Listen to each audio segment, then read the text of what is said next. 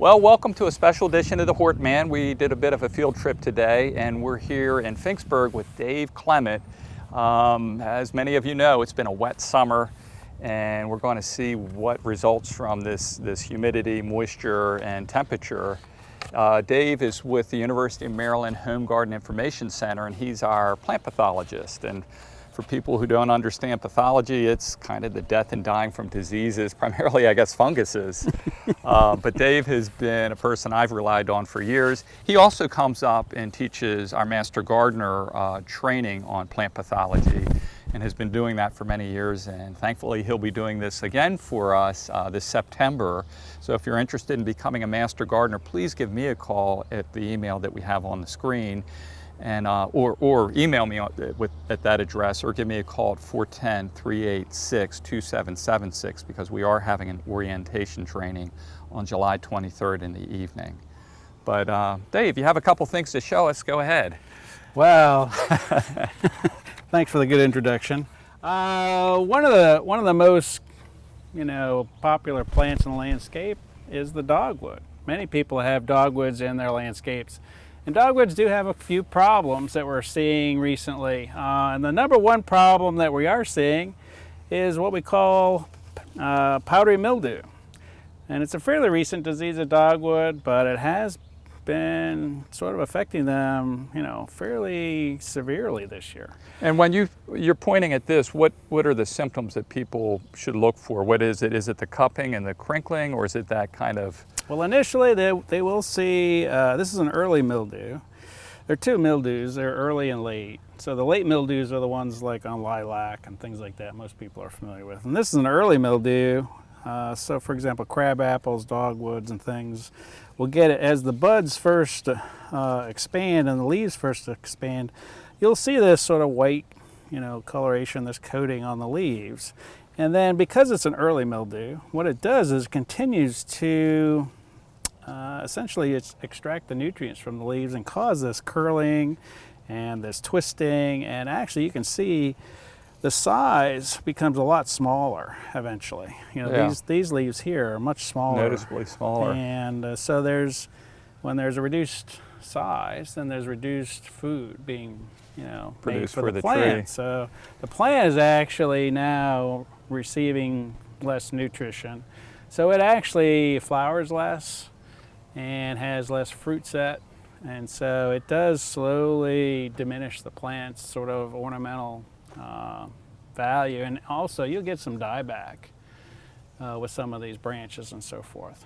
Gotcha. Now, are there varieties of dogwood that have resistance or better resistance to, say, powdery mildew or any of the other Well, funguses? recently, the University of Tennessee has released some resistant varieties. And so if you go to our website at the Home and Garden Information Center, we have these fact sheets. And on the dogwood fact sheet, actually, it'll list about 4 varieties. There's Blush and Joy and Snow and Karen. They're all named varieties now that are fairly resistant to this problem.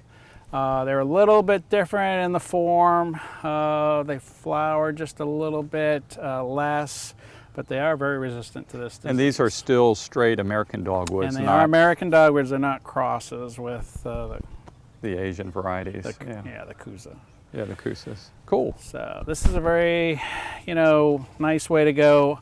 The only other way to control this disease is to spray, and it'd be very time consuming. You'd have to come out on a weekly basis and really spray for these. And this is a fungicide spray. Yeah. And a lot of this is dependent on how much rain we're getting, right? Exactly. So if it's raining lots like we had this year. Yeah. So again, I don't spray my tree here because I just let it go, but I'm thinking about getting a resistant variety just to maybe compare and contrast and see how they work. God, science in the landscape, that's good. A little experimenting. That's it. Cool, well thank you. All right. Since we're close, we'll break away a little bit from the diseases and check out some of the insects or animals that have been plaguing our landscape. We've talked about Japanese beetles. Probably in an episode or two, we're going to talk about Japanese beetle management as the grubs in your turf, because those areas that have high populations, and it looks like our rain regimen isn't going to change much, will probably be plagued this late summer and early fall with a fair amount of turf damage, and there are some things you can do to prevent that. So we'll talk about that in a following episode. What you can see on some of these roses are Japanese beetles that are have been consuming the foliage, and Japanese beetles will eat quite a bit of a lot of different plant material, and roses tend to be kind of a dessert plant for them. So you see a fair amount of damage to roses and a couple different tree species. But again, they've been vicious in many parts of Carroll County, especially the southern and eastern portions. Around Westminster, there are pockets, but by and large areas don't have significantly higher populations. The other thing is they're just starting to come out, and you can see them as we pan out over the turf, are these green June beetles. These are large beetles, and many times people mistake them for bumblebees. They think these large bees hovering over my lawn, but if you can knock them down with your hands and look at them close, it's a metallic green beetle. Generally, they're not to worry about for plant damage. They feed on organic matter, decomposing organic matter in your turf, but they will be buzzing around for quite a while. If you notice crows in your lawn, they're probably trying to dig up the grub of this beetle. It's a big grub. It's probably one of the largest grubs that you'll find in the lawn. Not a whole lot in the way of recommendations for control, since they really don't do any damage, so kind of enjoy the phenomenon, I guess, if you don't get grossed out by beetles. Dave, what do we have elsewhere in the landscape? Well, I know a lot of people are calling about their turf right now and their lawns, and so there are a few diseases on lawns this time of year, especially with our heat and humidity. And the number one disease on tall fescue, which is the cultivar that we recommend, is something called brown patch. And brown patch is a fungal disease on turf, and the key to diagnosing it is looking at the lesion. The lesion has a chocolate brown margin and basically goes across the entire width of the blade. Yeah, so you see there is this lesion that just kind of gobbles up this whole portion of the blade. So when you go through and sort of spread the leaves here in the grass, you can kind of see this fungus, especially with all the rain we've been having down here in the middle of the canopy like this. Fortunately for tall fescue, this is not a lethal disease, and so it doesn't really kill the roots, it doesn't kill the crowns, and so this disease will be active through our summer months, but then come fall, most of this then will recover. That's not the true for some of your other grasses, so we don't recommend things like ryegrass, for example. Yeah, that gets eaten up. And it is lethal on rye. And on bluegrass and other kinds of grasses, it can do a little more damage. So for this area, that's why we recommend tall fescue. And again, our website, has a fact sheet on these types of things, so you can search on this type of thing. So over on brown patch, for example, we describe it, we tell you how to diagnose it and so forth. Many people ask about fungicides, and we don't even recommend that you use a fungicide on tall fescue. It'll recover. Cool. It's good news, I guess. Yep. Little ugliness, but it recovers. That's right. So, you want to go to the slime mold? yeah, let's check out the slime mold. It's always exciting. Good. Okay, well, we're in another section of the lawn, and we're looking at a different issue that comes up that concerns a lot of Carroll Countyans. They have a love affair with, like many people, with their lawns. And Dave, what do we have here? Well, this is not a disease. It's really not a pathogen, but it is a nice fungus. It's called a slime mold. A lot of times we see these on mulches, and this is one that actually gets on turf, and so it basically just climbs up on the grass blade to reproduce or sporulate.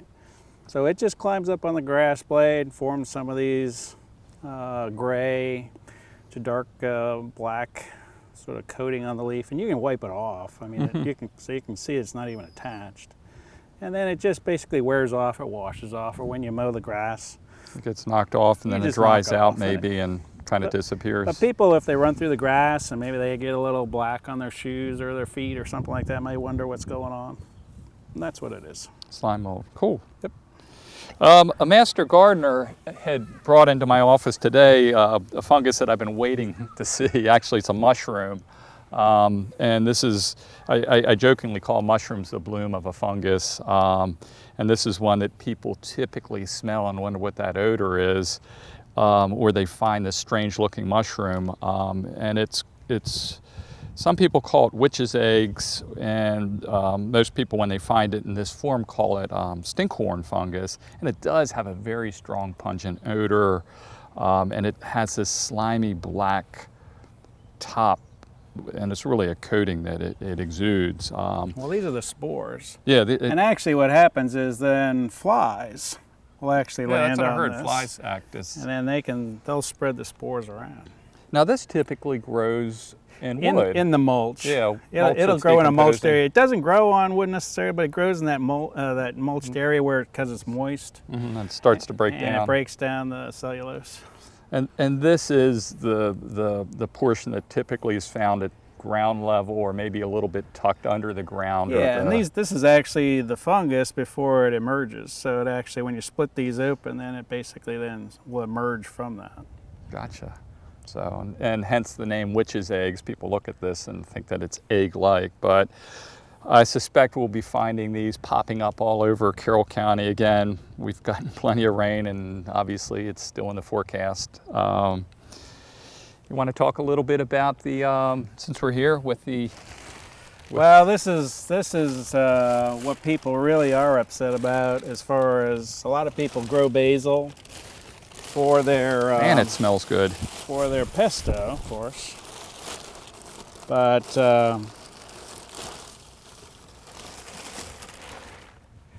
this, unfortunately, is a disease that's attacking basil in the last couple of years. And this is called downy mildew. And downy mildew on basil affects the leaves. It actually turns them this dark color, and they'll get blotchy like this. And they'll begin to curl up and twist and so forth. And if you flip them over, it actually looks a little furry or hairy. Yeah, you can see that fuzziness. It's fuzzy. And that's where the name downy mildew kind of comes from, is it's sort of downy in appearance. People get a little squeamish about it. I suppose, you know, a leaf like this isn't too bad, but when they get like this, then people don't really want to use them. It's not poisonous, that's the good news. Now, obviously it diminishes the plant. But it does, it basically knocks the plant back, so that, you know, you'd have to cut this back. You can let it regrow. Sometimes in the fall you'll get another flush, and it's free of the disease. But this is what people are talking about as far as, you know, their basil. So there's a breeding program now at Rutgers, and within maybe next 5-6 years, hopefully, they'll come up with some, you know, varieties that might be less susceptible to this. So have some resistance to Yeah, there's the really mildew. nothing that you can spray on it or do. So just cut them back and maybe wait for that second flush in the fall. I've even had some master gardeners do a second seeding of basil. You can do that. And that's hopefully one way they can beat it a little bit. Generally, the younger plants don't seem to show as many symptoms, but have to wait and see. Okay, we've made it a little bit further down into the landscape, and Dave, you got a big, ugly green monster here. What's going on with this? Well, this is pretty common. I think you get a lot of calls on this. Yeah, I do. These are evergreens, basically, that, you know, people use for privacy, and they get to be quite good size. So this is a Doug fir, and the Douglas firs are just not adapted to this part of Maryland. They're really a western tree, or a higher mountain tree. They like the cooler, you know, nighttime temperatures and so forth. So this is a disease again. This is a fungal disease. You can tell the only growth that's left on this is really this current season and a little bit of last year's growth. So this disease knocks the needles off, any you know, back into it. And so the tree basically begins to starve. It doesn't grow as well. And so it begins to get smaller and smaller needles, shorter and shorter new growth. And in Christmas tree plantations and things like that, they'll spray. So they'll spray a fungicide, and unfortunately, it's pretty much all summer. I mean, you start when the new growth is about 1/2 inch long and continue through mid-August. But for most homeowners, the trees are too large, and you just can't get the coverage. I bet you if you get the kids out, you put them on your shoulder, you give them a backpack sprayer. Maybe a bungee cord. Yeah, bungee cord, yeah. So it's just too hard for most homeowners to deal with. So again, they end up cutting these down, replacing them. But there are a number of evergreens that really aren't adapted to this area: blue spruce and Douglas fir, yeah. And this looks very similar to a disease that blue spruce gets. And if you look very closely on the back sides of the needles, you'll see these little rows of black dots, and there'll actually be 2 lines of black dots. So when you see that, you know you have this disease. Gotcha. And we probably don't even need to move, but looking over in that direction toward the edge between the properties, it looks like a row, I'm guessing Leyland cypress, but I don't. So that's another plant now that's become problematic, especially in northern counties like Carroll and Harford and Cecil. A lot of people say, hey, what can I spray on it? But in fact, it's what? It's winter damage. Yeah, winter damage. We've been hammered with 2 hard winters, and you're seeing lots of Leyland cypress looking like that. They're really looking ugly. So again, it's a species that probably isn't a good fit for our county or our area, arguably. We're finding this throughout a lot of counties, right? That's true. Yeah. Yep. Cool.